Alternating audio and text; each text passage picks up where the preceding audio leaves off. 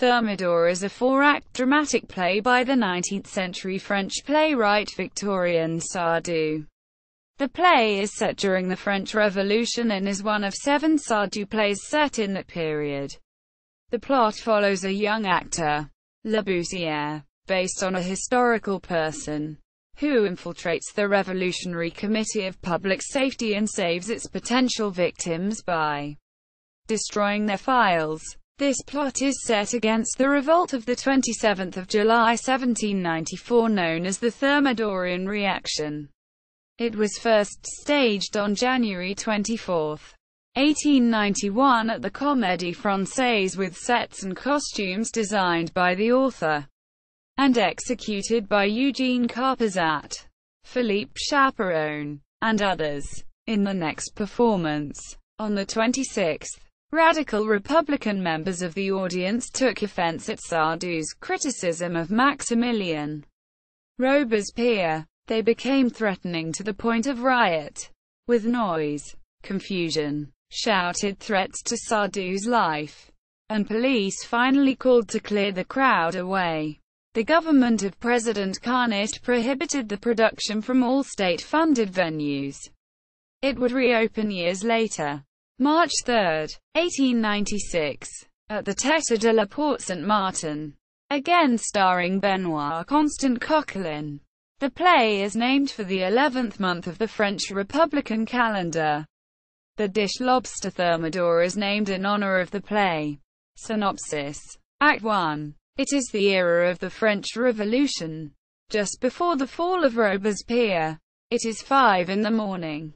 The month July. Thermidor, and on the banks of the river Seine in Paris, between the Isle Labussière and the Arsenal, the washerwomen come to rinse and beetle soiled linen.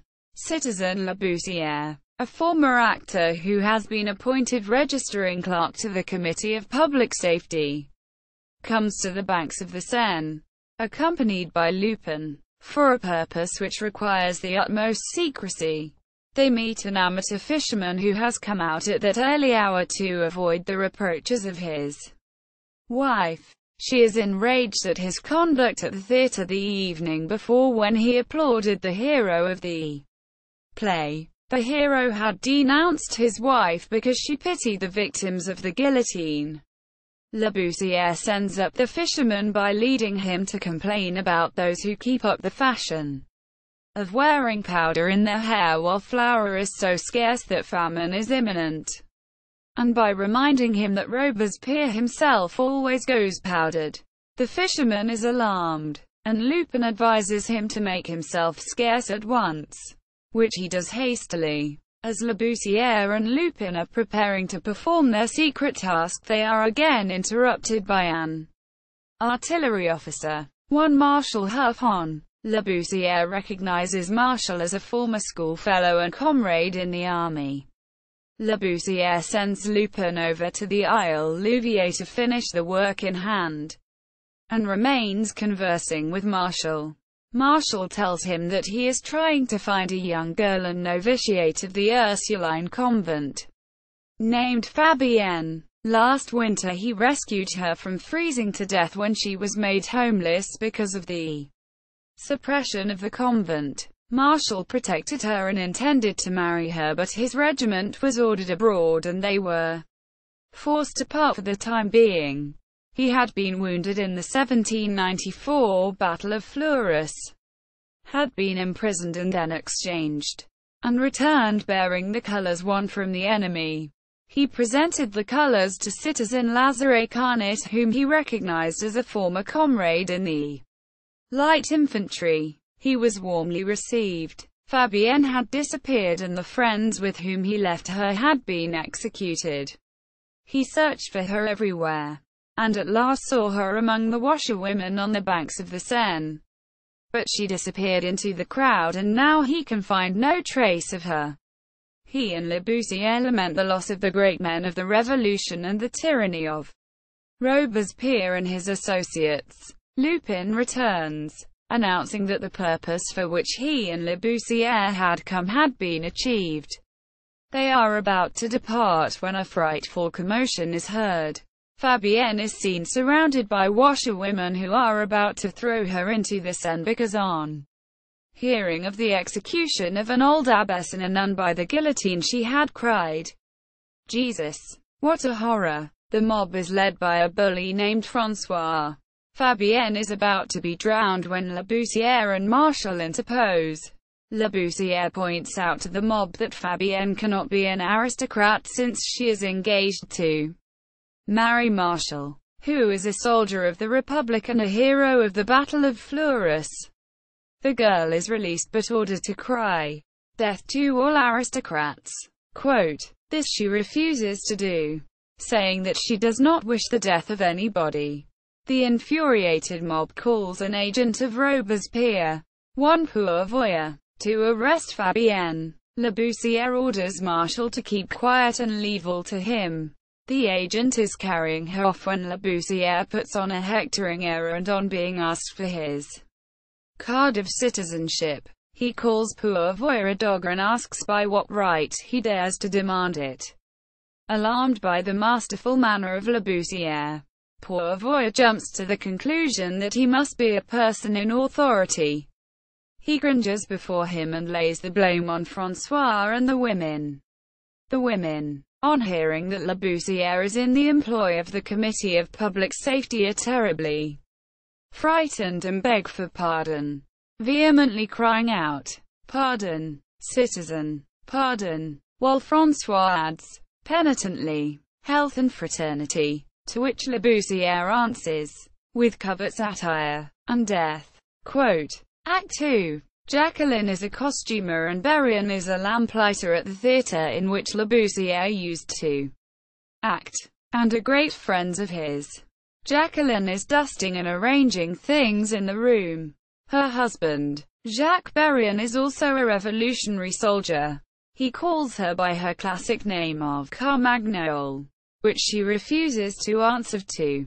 She in turn mocks his antique surname of Casca, and scoffs at the idea of rechristening their little boy Joseph by the terrible title of Caïra, a quotation from a French revolutionary song which Berrien has adopted to hide his own apathy and cowardice. After a long discussion on the difficulties of the times and their mutual hopes, Berrien goes out to attend a meeting of the convention to keep up his reputation as a true sans-culotte. As soon as he has gone, Labussière comes in, accompanied by Marshall and Fabienne. Labussière describes to Jacqueline what happened at the river and requests her to receive Fabienne and be a mother to her. Jacqueline gladly promises to do so. Fabienne tells that after the departure of Marshall and the loss of her home and friends, she was cast upon the world. By chance, she met Sister Marie The Acute of the Ursuline convent in the church of Notre Dame.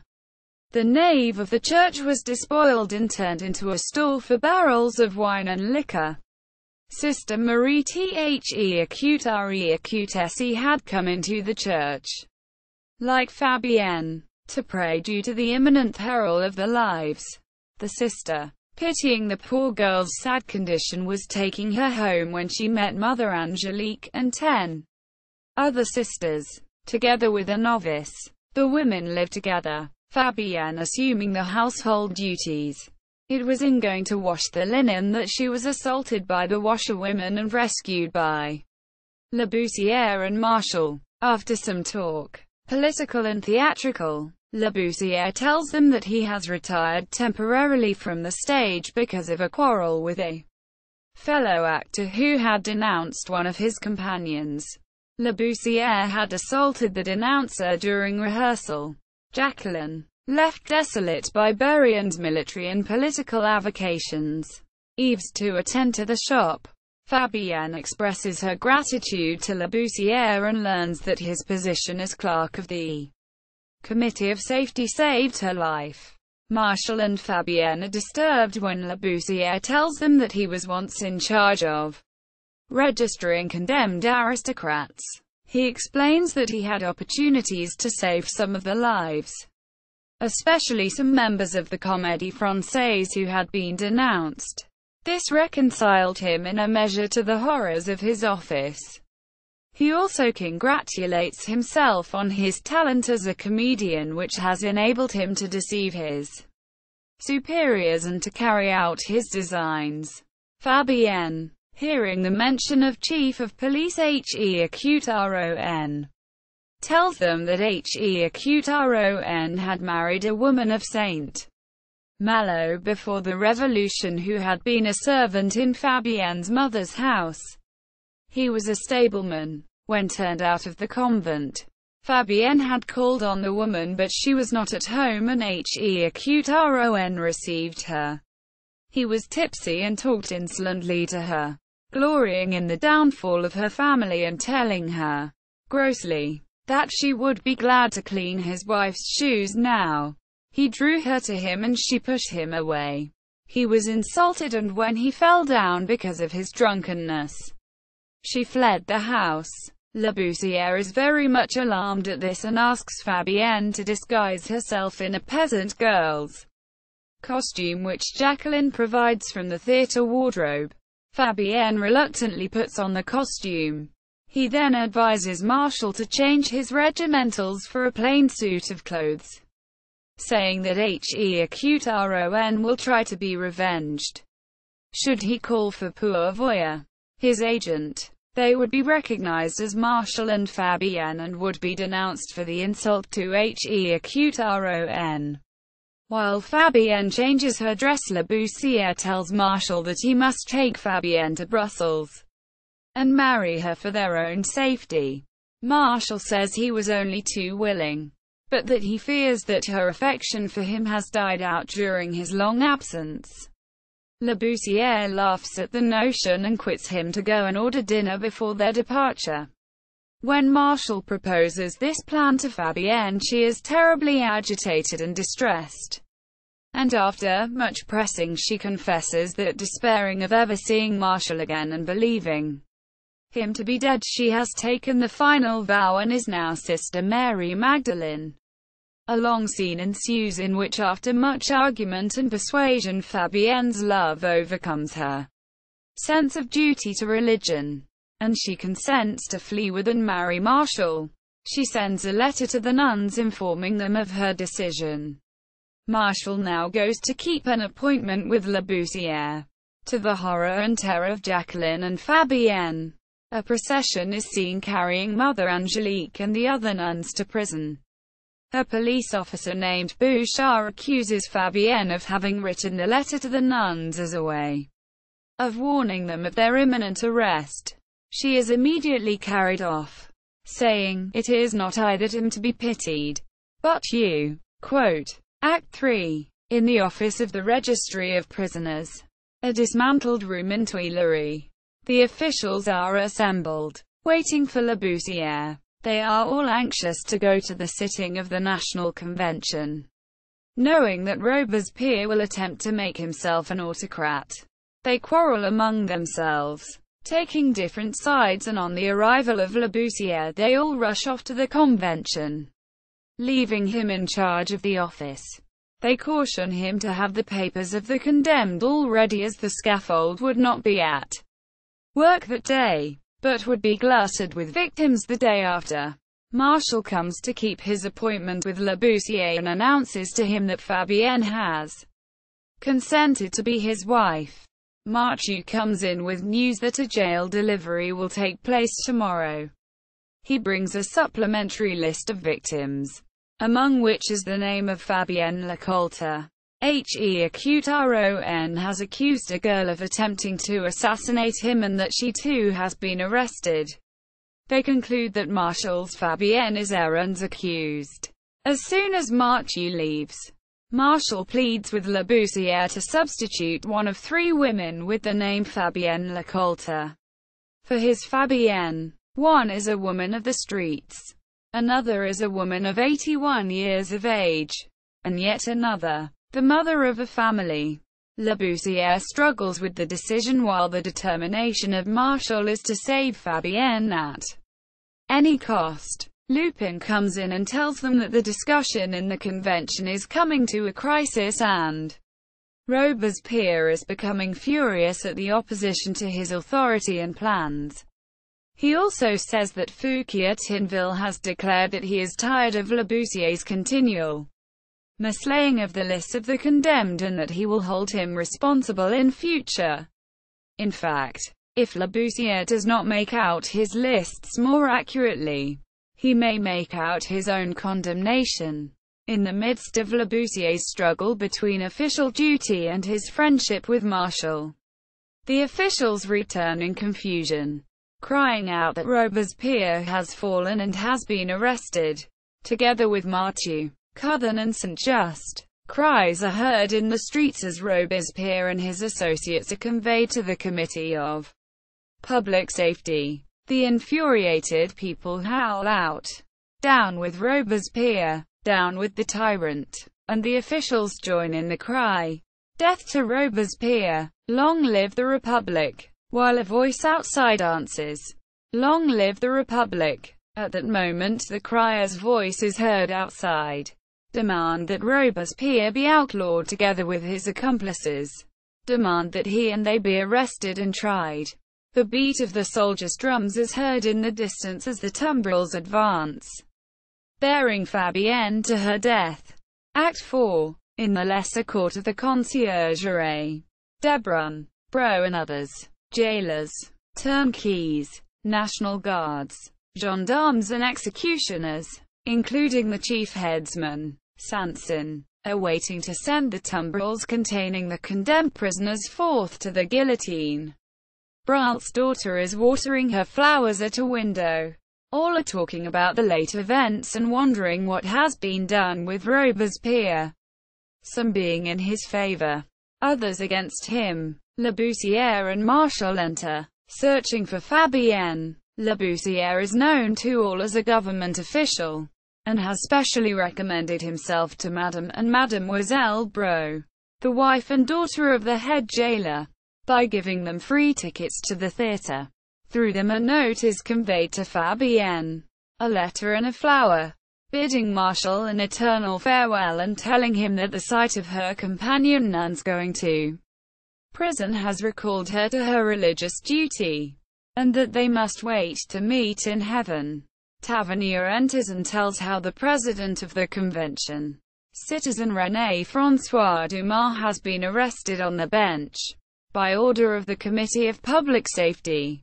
Labussière and Marshall take heart, supposing that the condemnations of the accused will be put off till the immediate matters in the convention shall be settled. This hope, however, is frustrated by an announcement that the president's chair has been taken by Citizen Meyrand.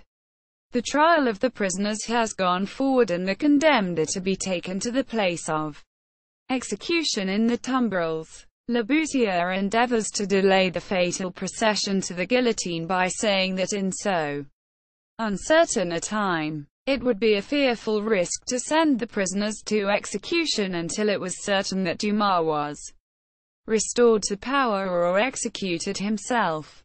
Fouquier Tinville, dining out with a friend, orders the tumbrils to proceed on their way despite the uncertainty. An inspiration then seizes Labussière, who declares that Fabienne is a nun who has broken her vows for the sake of her lover, Marshall, and is entitled to stay of execution because she is pregnant. Fabienne indignantly refuses to sign a document to this effect and upbraids Marshall with trying to dishonor her in the eyes of God and of the world. François and the other women strive hard to persuade her, but in vain. The beat of the soldiers' drums is played for the tumbrils to start at once. Marshall then, in despair, swears that he is the father of the unborn child, and François testifies to the truth of his assertion. Fabienne, however, swears that she is a pure virgin and a nun, and calls Marshall a liar, although confessing her love for him, ending by exclaiming, "Farewell, and thanks for what you have done for me, my dearest Marshall. I may now love you without sin." She is borne off to execution.